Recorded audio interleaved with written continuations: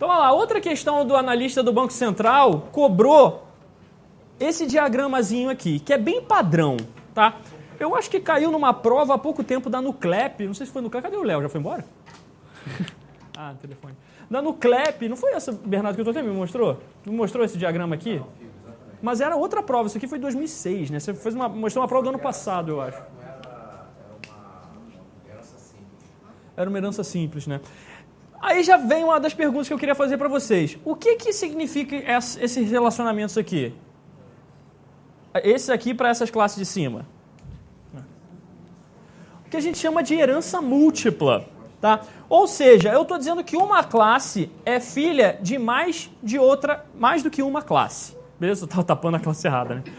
Anfíbio é filho de barco, eu falo filho de banco, é filho de barco e é filho de carro ao mesmo tempo, o carro anfíbio, né? Ele é um barco e é um carro ao mesmo tempo. A gente sempre fala esse relacionamento de generalização como né? Anfíbio é um barco e é um carro, legal? Isso aqui é um relacionamento, uma herança múltipla, são dois relacionamentos de generalização. Em Java não dá para fazer herança múltipla.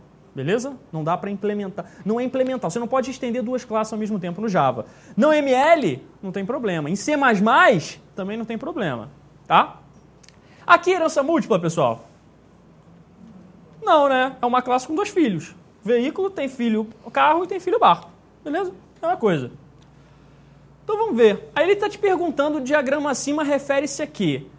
A dependência, onde classes recebem objetos de outras classes como parâmetro para permitir o acesso de objetos globais entre elas?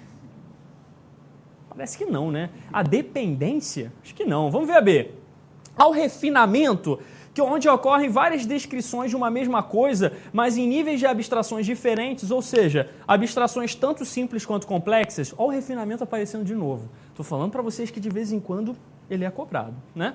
Mas não. Não é. Você sabe até que isso aqui é o conceito de refinamento, mas não é, ele não está sendo representado aqui. Na C ele fala a associação terciária, onde três classes estabelecem uma associação dependente com a superclasse.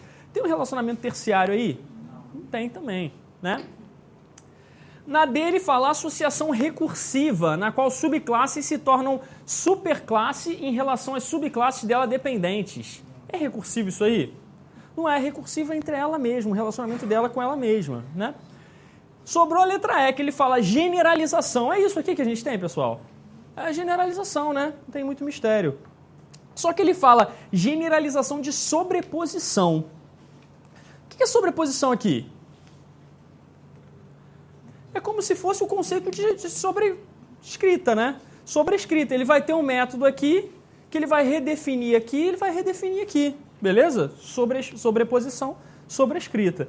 Aí ele fala que significa que quando subclasses herdam de uma superclasse por sobreposição, ou seja, por sobrescrita, né, novas subclasses dessa podem herdar de mais de uma das subclasses. Beleza. Meio enrolado, né? Deu uma enrolada, etc, etc, mas também era a nossa única resposta possível dentre essas 5 opções aí. Legal? Questão do Bacen. Você vê que, na verdade, ele queria saber só o relacionamento, se você conhecia aqueles relacionamentos lá. Essa é uma questão que eu também mostro para o pessoal no completo da CES Gran Rio, que ele te dá um diagrama com 3 classes, é uma questão interessante também que cobra uns conceitinhos aí. Dá uma olhada. Quem estuda para CES Gran Rio conhece essa questão aí. Olha lá. Ele te deu um relacionamento aqui, pessoal, entre nota fiscal e item, que é o quê?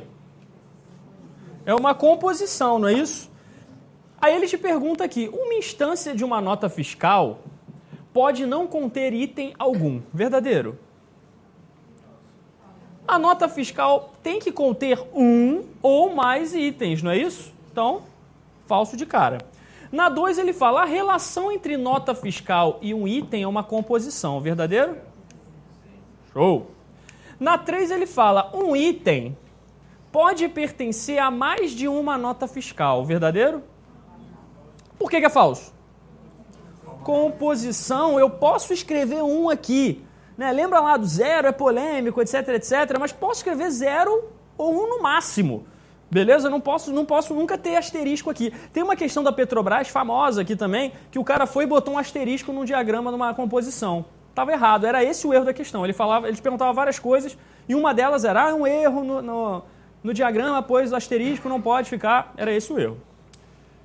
Beleza. 4. Ele fala aqui, a operação get faturamento é estática.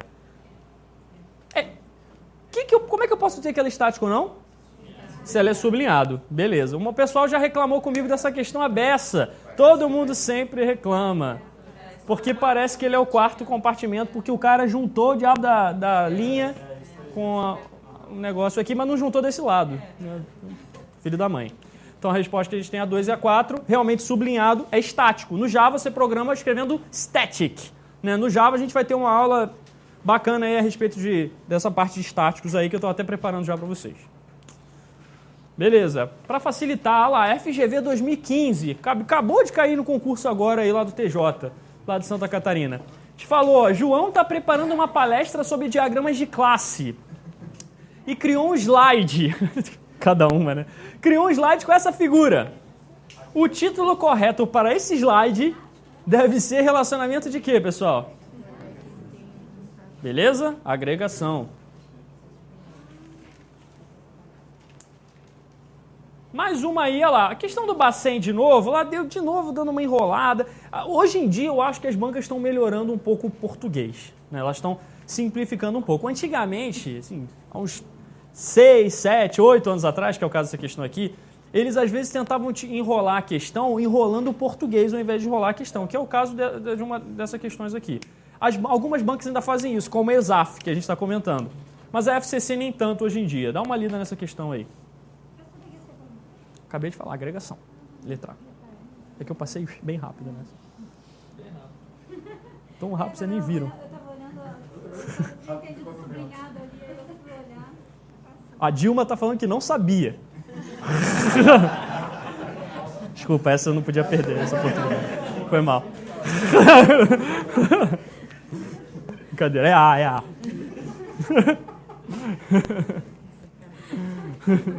Brincadeira de. Para não chamar de Dilma, vai. Vai lá. FCC 2006. Tranquila a outra? Não, mas você entendeu, né? Porque tem uma agregação. Um losango branco, por isso que eu passei. Você quer que fale de novo? Não? Beleza. Olha lá. FCC 2006, pessoal. Em relação ao diagrama de classe da notação ML, analise. Aí ele fala aqui, uma classe representa um conjunto de objetos cuja cardinalidade é sempre maior que 1. Ele está dizendo assim, se você vai criar uma classe, sempre vai ter mais de um objeto para aquela classe. Qual o exemplo disso que não é? Um exemplo que não é. Singleton. Classe Singleton diz o seguinte, eu só posso ter uma instância em todo o meu sistema para uma classe. Caraca! Tem um robô assistindo aula, cara.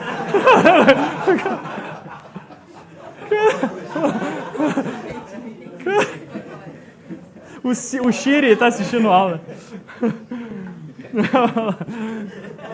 Vou repetir então, vamos lá.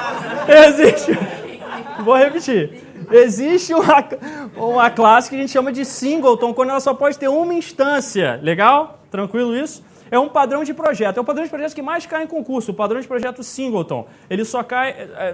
A gente tem uma classe... Como é que é? Nunca viu? Não, mas se eu te mostrar a questão, estatística de questão... geralmente cai coisa hoje em dia... Estatisticamente é o que mais cai. Mas o problema é que hoje em dia eles têm olhado a isso e têm cobrado questões mais rebuscadas. Realmente. Verdade. Mas o singleton... Hã? Ele só disse que é só teórico, só nunca viu na prática. Ah, nunca viu na prática? Não, ele não falou isso mesmo que eu falei. Não, o singleton na prática eu já implementei, já. Eu nunca implementei um visitor na minha vida, mas o singleton eu já precisei fazer. Singleton geralmente você faz. Eu entendi que ele tinha dito. Eu só vi na prova. Mas é isso, tá, pessoal? Então, errado, tá? Beleza? Vamos para 2. Aí ele fala aqui, o polimorfismo de operações é uma consequência da relação de herança entre classes. Estou dizendo o seguinte aqui, para você ter polimorfismo, você precisa de herança? Se eu não tivesse herança, eu teria polimorfismo? Então, ele não deixa de ser uma consequência da herança, beleza? Então, pode parecer muito forte essa afirmativa, né? A primeira vez que eu li, eu falei, caramba, o cara tá falando que é uma consequência, mas depois eu fui pensando a respeito e falei, não, realmente, né? Se eu não tivesse herança, eu realmente não teria polimorfismo, logo, polimorfismo não deixa de ser uma consequência da herança. Legal? A 3, ele fala aqui, se um objeto A... Perdão, fala aí. Hã? Isso, mas é aquilo que eu sempre falo para você assim, o polimorfismo real mesmo, polimorfismo de verdade, é a sobrescrita. Ele está falando, só para o pessoal online que não ouviu, né, ele falou assim, porque tem dois tipos de polimorfismo, o estático e o dinâmico, a sobrecarga e a sobrescrita. A sobrecarga não precisa de herança para existir, não é isso? Realmente, a sobrecarga não precisa. Mas a sobrecarga a gente chama de meio tipo polimorfismo. Na verdade, o polimorfismo real mesmo é a sobrescrita. E a gente se a linguagem só tiver sobrecarga, a gente não considera que ela faz polimorfismo. Ela não tem um conceito de polimorfismo. Beleza? Processo de interface. Como assim? Implementação de interface não é considerada herança, né? Não tem nada a ver. Não, implementação de interface não. A não ser que você tenha os conceitos aí do tipo, você herda uma classe herda outra, e você implementa uma interface que tem o mesmo método. Né? Aí você tem que decidir qual método que você vai, entendeu? Uma coisa meio louca assim. Aí daria até para... Mas interface, a princípio, não é polimorfismo, é entre classes mesmo. Na 3, ele viaja um pouco na maionese. Ó. Se um objeto A está associado a um objeto B, está associado ao relacionamento de associação. Beleza? E B está associado a mais de um C, ou seja, está associado a uma lista de C, ele fala, então, obrigatoriamente, um objeto C está associado a mais de um A. Nada a ver, né, pessoal? Pensa só, você tem um A, está associado a um B, tem um monte de C. O C está associado a um A, não é isso? O contrário, né, que o A está associado a mais de um C. Sim, mas aí ele trocou, exatamente. Então, nossa resposta aí é 2. Legal? Beleza. Outra questão do Bacen aí, a respeito de o ML em geral, vai falar aqui até a respeito de uns diagramas que a gente não viu, tá? Mas eu botei ela aí, acabei deixando ela, a gente discute aqui. Beleza? Dá uma olhada nessa letra A que a gente comenta ela. Depois a gente dá uma olhada nas outras.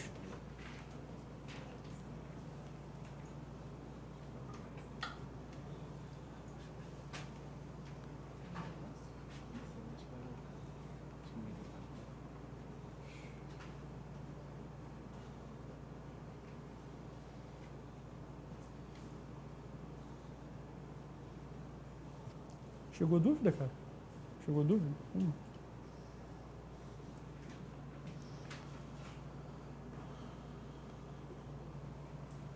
Olha lá, pessoal, ele fala aqui na letra A, ó, a notação definida pelos seus vários tipos, na real, assim, só para contextualizar, né? Ele fala um pouquinho de um ML, etc, e fala, nesse aspecto, é correto afirmar que a notação definida pelos vários tipos de diagrama, por enquanto tá tranquilo? O ML, a notação definida por vários diagramas? Legal.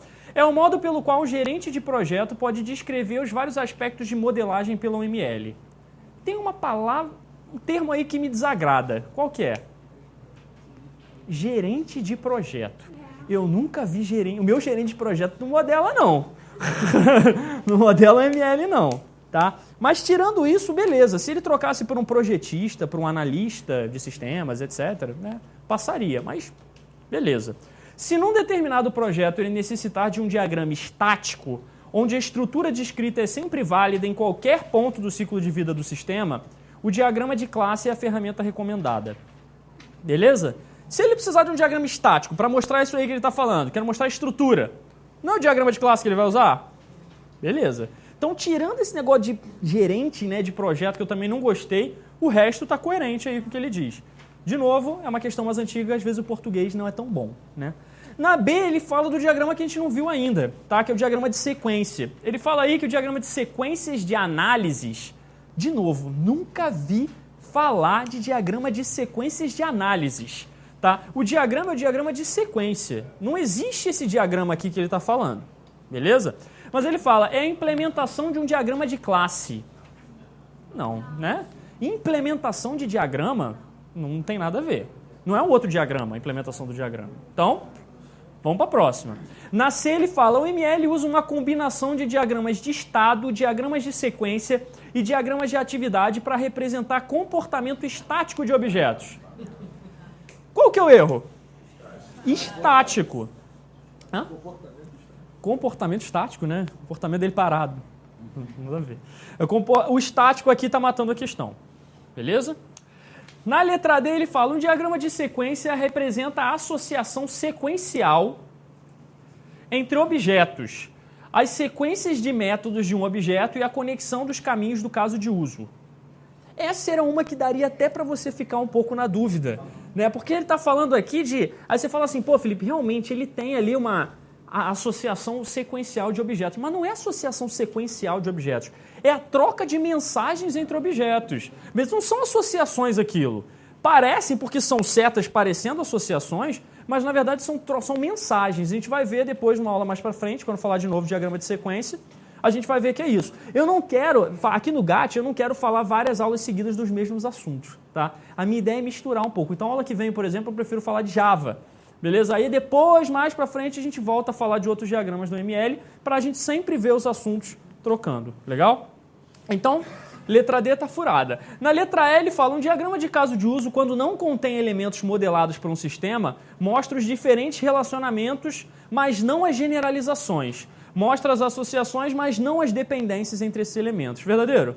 Pessoal, a gente vai ver o diagrama de caso de uso hoje, mas ele mostra a generalização sim, tá? Isso aqui, normal, mostra intrator entre caso de uso, beleza? Nossa única resposta, a mais certa dentre esse universo aí, apesar daquela, né, gerente de projeto, é a letra A aí. Poderia entrar com recurso com uma carta assinada pelo seu gerente de projeto, dizendo que ele não modela diagramas. Beleza? Olha só. Dá uma olhada nessa outra do Senado. Essa fala até um pouco de teste unitário, não sei o quê, mas a questão é simples, não tem muito mistério não. Dá uma olhada nela. FGV também.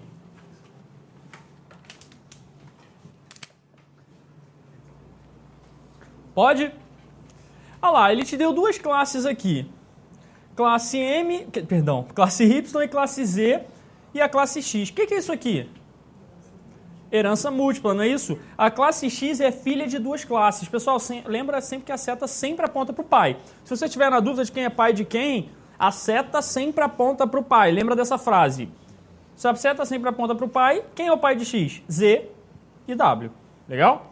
Então, esse aqui é o motivo do Java não implementar a porcaria da herança múltipla. Esse aqui exatamente é o motivo.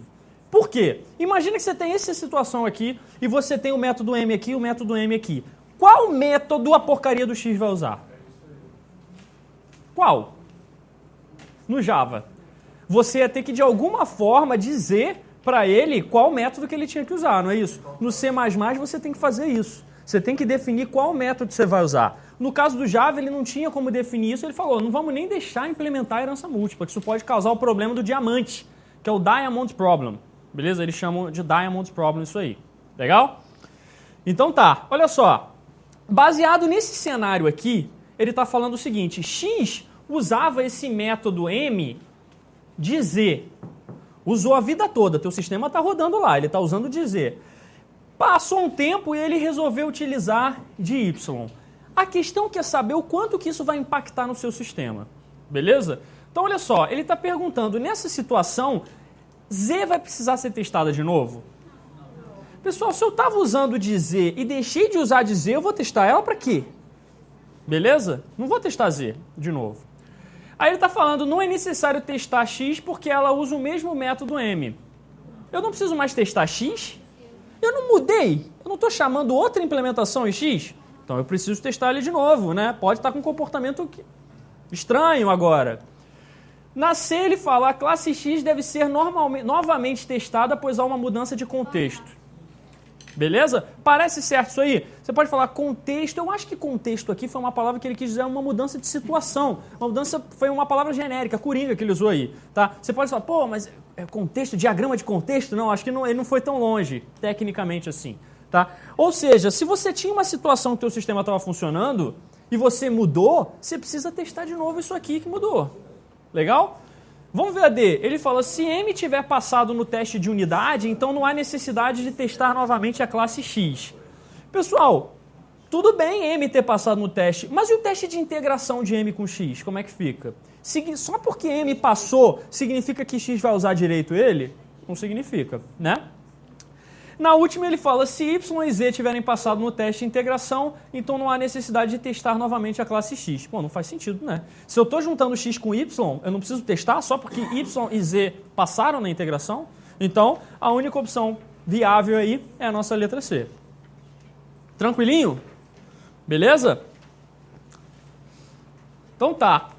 De novo, um assunto que não costuma cair tanto em concurso, mas a gente vai ver aqui que ele até cai relativamente, são os mecanismos de extensão da linguagem UML. Tá? São 3 mecanismos e banca gosta de perguntar. É um assunto que muita gente também não sabe. Eu até escrevi um artigo lá pro itinerante, depois eu passo para vocês o link lá, detalhando mais isso aqui, esses 3 mecanismos de extensão do UML. O que é um mecanismo de extensão? É uma maneira de você estender a linguagem. Legal? Então o ML já existe, mas eu quero criar novas coisas. Usa estereótipos, valores atribuídos e restrições. Essas 3 coisas vão fazer com que você consiga criar novos tipos, novos atributos, etc., novas coisas na linguagem UML. Eles têm diferença um do outro. Legal? Então olha só, no caso da UML aqui, se você quer criar... Deixa eu botar aqui. Se você quer criar um novo tipo da linguagem, imagina que você tem um item da UML, uma classe A. Legal? Você quer mudar o tipo. Sobe um pouco. Você quer mudar o tipo da classe A. O que você pode fazer? Você quer criar um novo tipo, né? Você tinha um tipo, um item estrutural, que é classe. Agora eu quero fazer com que essa classe vire uma interface. Beleza, você pode fazer isso, usando o estereótipo. Como é que você vai fazer usando o estereótipo? Você vem aqui, você vai colocar interface e vai escrever o nome da interface lá. Pronto. Com isso aqui, eu estou mudando o tipo do item da UML. Beleza? Se colocasse no meio dos sinais também daria, né? Hã? Se colocasse ele no meio dos sinais também daria, né? Tivesse lá entre No meio dos sinais? os... Em cima que você está falando? Ah, pode. O lugar não importa. O lugar que você escreve que você está falando. Seria aceitável, né? Sim, sim. É só para você identificar, que é um novo tipo. Olha só, o estereótipo ele permite a criação de novos tipos de blocos. Essa é a característica do estereótipo. Imagina que você tem um relacionamento aqui de dependência. Olha aqui, está aqui no exemplo já. Um relacionamento de dependência. Pô, mas eu quero mudar esse relacionamento e criar um novo. Eu coloco um estereótipo refine. Estou fazendo um refinamento agora. Legal? Valor atribuído ou tagged value ou valor rotulado, como vocês vão ver em concurso, tem essas diferenças aí, fala o seguinte, eu quero estender propriedades de blocos que já existem. Beleza? Então imagina que já existe as informações a respeito, já existe o tipo, tá? Essa interface aqui. Mas você quer incluir algum atributo, alguma informação nova nesse tipo aqui. Então o que você faz? Você pode botar através de uma nota. Versão 1.2, por exemplo. Beleza? Eu estou dizendo que esse atributo, que tem um atributo versão, por exemplo, novo, que eu estou querendo representar. Beleza? Eu posso escrever qualquer coisa nessa nota aqui. Tá, pessoal? A nota eu posso escrever um texto grande dentro. E essa versão dessa interface é 1.2 e foi alterada pelo programador tal, na data tal, etc, etc. Eu estou dando novas informações para um item que já existe. Legal? Beleza. Além disso, a gente tem as restrições também. Que a ideia da restrição é ampliar a semântica dos blocos de restrição, dos blocos de construção que já existem. Então imagina que você tem aqui, por exemplo, um relacionamento 1 para N entre, sei lá, A e B. Você vai colocar uma restrição, por exemplo, dizendo que essa lista aqui tem que ser ordenada. Aí você vem aqui e coloca ordered. Legal? Isso aqui entre chaves é o que a gente chama de restrição. Então, basicamente, esses 3 mecanismos da UML. Novos tipos de blocos de construção. Eu uso estereótipo. Novos blocos, novos atributos de construção. Eu uso minha nota. Quero mudar a semântica dos meus relacionamentos. Eu quero mudar regras que já existem. Eu uso as restrições. Legal? Esses 3 aqui formam os 3 mecanismos de extensibilidade da linguagem. Tranquilo? É tranquilo isso aqui, mas muita gente às vezes se perde e se confunde. Aí eu trouxe algumas questões para a gente dar uma trabalhada para ver se vocês entenderam o mesmo conceito. Dá uma olhadinha nessa aí. É fácil. Não tem nada de muito misterioso, não. Aqui ele fala, ó, com extensão do vocabulário ML, a representação gráfica de um nome em triângulos colocado acima do nome de outro elemento representa o quê, pessoal? Estereótipo, moleza, né? Primeira moleza. Na segunda, a gente pergunta no FCC quais são os mecanismos de extensibilidade da linguagem. Legal, estereótipos, restrições e valores atribuídos. Letra E. O resto usa apenas, né? Vamos lá. Questão para cego de novo. Ele está te perguntando aí um dos mecanismos de extensibilidade da UML. Qual que é aí? Beleza, estereótipo, molezinha. Vê, classificador, lembra lá. Classificadores são o quê, pessoal? Os itens estruturais, não é isso? Classe, interface, colaboração. Show. Mais uma, então. Essa aqui já não é tão direta, né? Tem que ler, pelo menos, com calma. Dá uma olhada.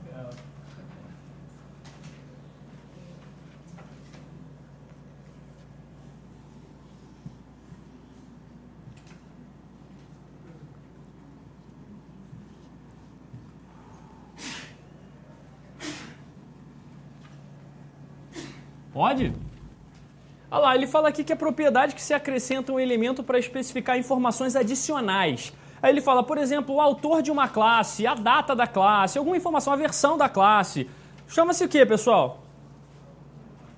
Hã? Não tô... Hã?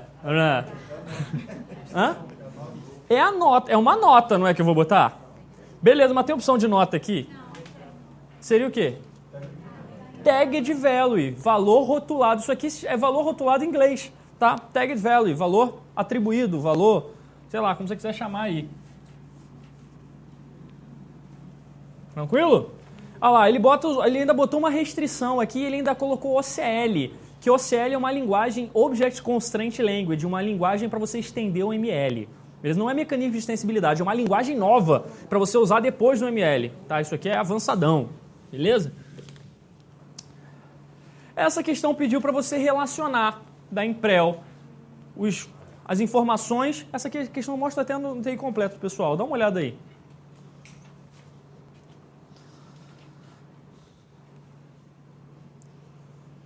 Pode? Pessoal, novos atributos de modelagem. Qual que é o mecanismo?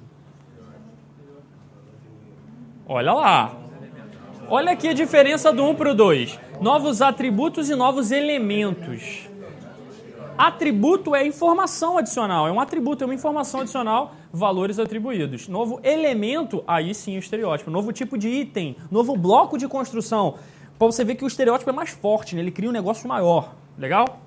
Sobrou conceber uma nova semântica. Geralmente, quando a palavra semântica, ele associa a restrição, tá? Geralmente tem essa relação aí. 1, 2 e 3 aí é a nossa resposta. O que foi, Karen? Errou? Não, mudei toda hora de alternativa. Ficou na dúvida? A semântica também a gente colocaria como estereótipo. Semântica? Geralmente ele usa é porque ele usa a palavra regras semânticas. Se você for olhar, até voltando muito rápido. Caramba, esse slide, esse negócio é muito ruim de voltar. Voltei demais. Olha lá, ele fala aqui. Amplia as semânticas dos blocos de construção, permitindo acrescentar novas regras ou modificar já existentes. Então, o que realmente amplia o significado é porque a semântica é significado no final das contas, né? Você quer dar mais significado para alguma coisa que já existe, né? Para aquele relacionamento. Você quer dizer, não, esse relacionamento tem que ser ordenado. Aí você muda as regras, botando mais restrições aí. Mas você faz uma classe refinada e quiser usar o estereótipo refinado. Entendi, porque o refinado, você está pensando na classe refinada. Qualquer coisa, tem essa questão também do TRT lá, o ator foi colocado do estereótipo. Sim. É uma classe e você está dando uma nova semântica usando estereótipo. Entendi. Mas tá. Entendi, é porque você está pensando no português em geral, mas se liga nessas informações que eles dão aqui, nessas palavras-chave que eles te dão para te ajudar a matar. Essa, por exemplo, dá uma olhada nessa, por exemplo, vê se essa fica mais fácil agora. FCC 2009. É a última aí desse assunto.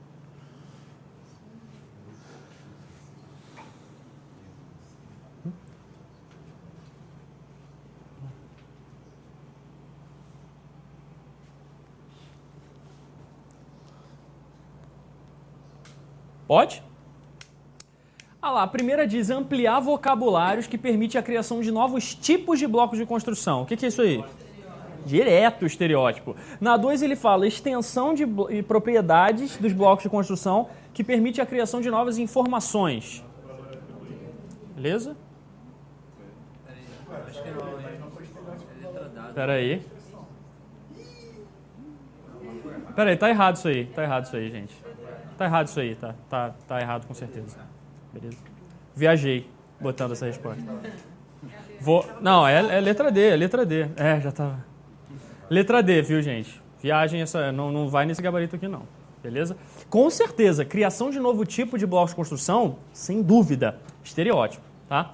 Novas informações e novas propriedades, valor atribuído, tag de value, beleza?